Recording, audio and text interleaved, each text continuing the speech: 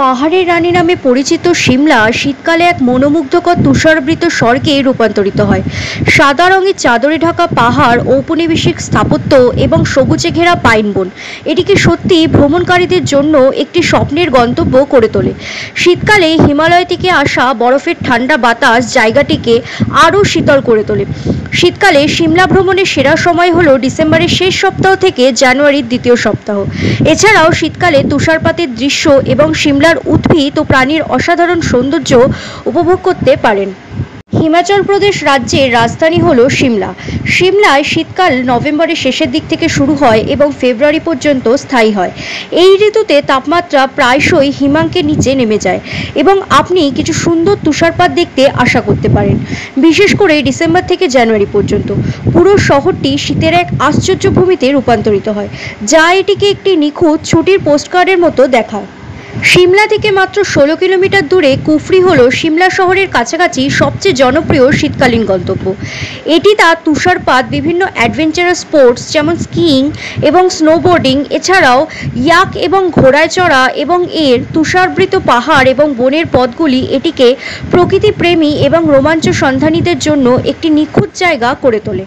মল road এবং the ridge miss করে সিমলা ভ্রমণ করা যাবে না। এই কেন্দ্রীয় স্থানগুলি সর্বদা কর্মব্যস্ত থাকে এবং শীতকালে আলো এবং তুষারপাতের সাথে এগুলি জাদুকরী দেখায়। মল রোডের আকর্ষণগুলির মধ্যে ক্রাইস্টচার্চ, যা শীতকালে তুষারে আবৃত থাকায় আরও সুন্দর হয়ে ওঠে।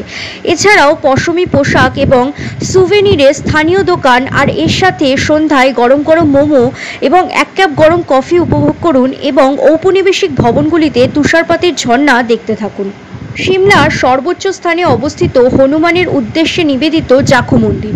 শীতকালে উভয় পাশে লম্বা দেওদর গাছ সহ তুষারাবৃত পথ ধরে হেঁটে গেলে এই মন্দিরে যাওয়ার পথ আরও রোমাঞ্চকর হয়ে ওঠে। উপর থেকে আপনি তুষারাবৃত সিমলার এক মনোমুগ্ধকর দৃশ্য দেখতে পাবেন।